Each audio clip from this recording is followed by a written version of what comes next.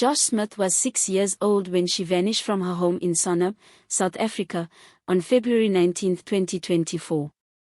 At first, the story appeared to be yet another tragic case of a missing child, the kind that communities pray will end with a joyful reunion. But as the days passed, the investigation began to reveal something far darker.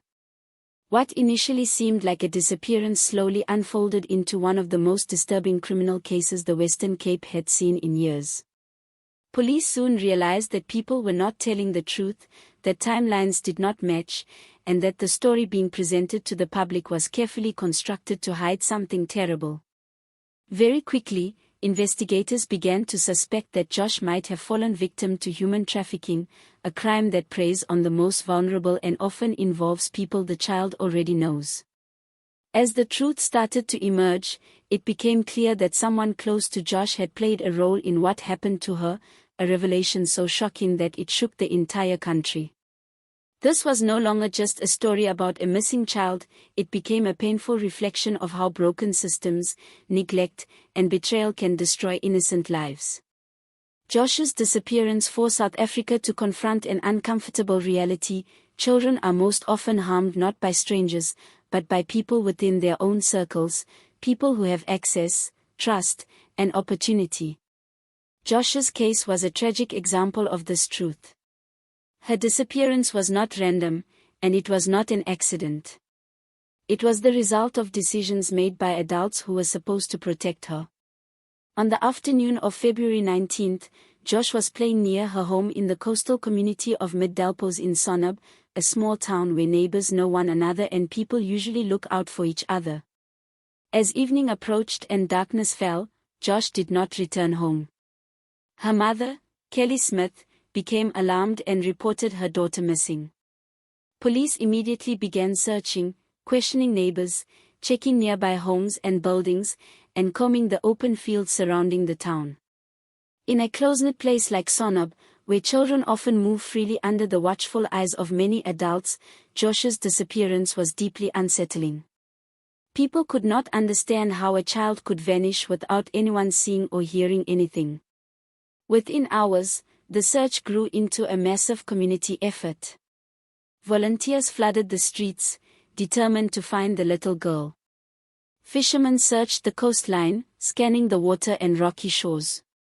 Helicopters were deployed, and search and rescue dogs were brought in to track any possible scent.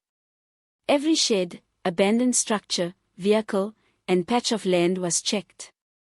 Josh's photograph spread rapidly across social media, shared thousands of times as the nation joined the search. The hashtag calling for justice for Josh gained momentum, uniting people across the country in hope and anger.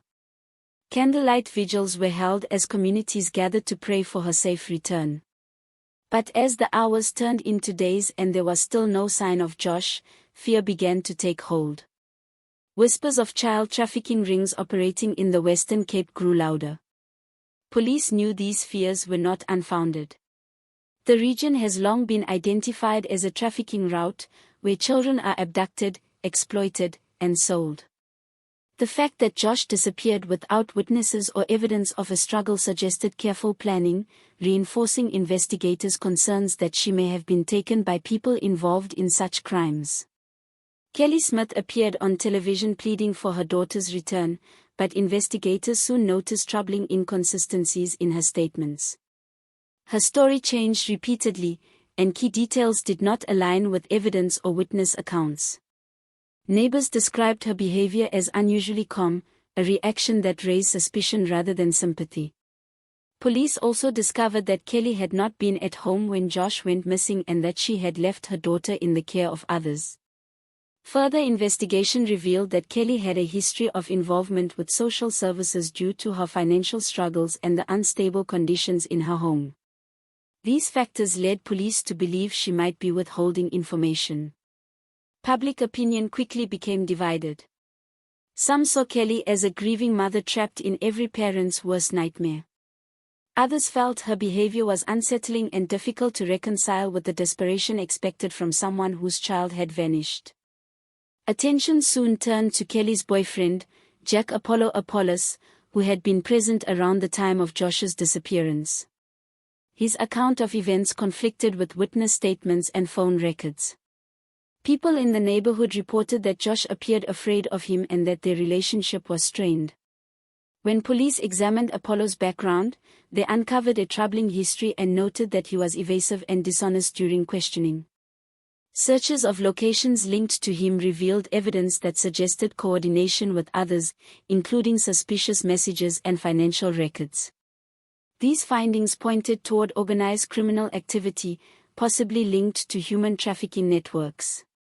As the investigation widened, police identified additional suspects believed to be involved. On March 1, 2024, police arrested 4 individuals: Kelly Smith, Jack Apollos, Steno Rhyn, and Fazil Sagoka. All 4 were charged with kidnapping and human trafficking. The arrest sent shockwaves across South Africa. The realization that Josh had not been taken by strangers, but rather handed over by people she knew and trusted, horrified the nation. Protests erupted outside court buildings as citizens demanded accountability and justice. The sense of betrayal was overwhelming. Those who were supposed to protect a vulnerable child had instead exposed her to unimaginable harm. As the investigation continued, police managed to get one of the suspects to cooperate. What they learned was devastating. Josh had been deliberately targeted. She was taken from the place where she was playing by people she recognized and trusted. After her abduction, she was moved between locations to avoid detection while efforts were made to sell her to buyers connected to a trafficking network. Throughout this time, police were closing in, and media attention intensified. Fearing exposure and arrest, the suspects made a decision that sealed Josh's fate. On March 5, authorities discovered a body in a remote area outside Sonab.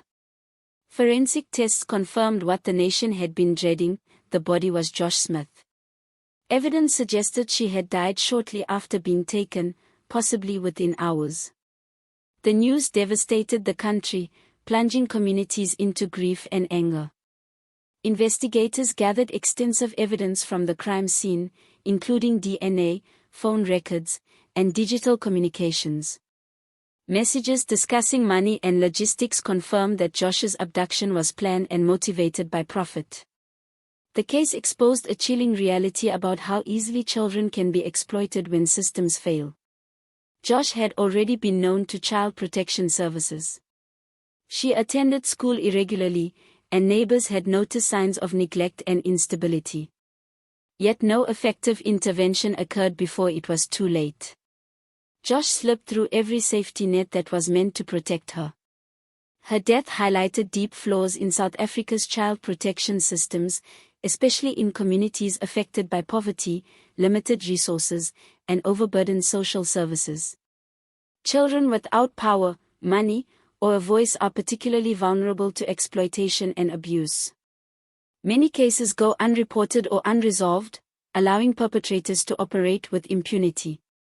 Josh's story became a painful symbol of these failures, but it also sparked action.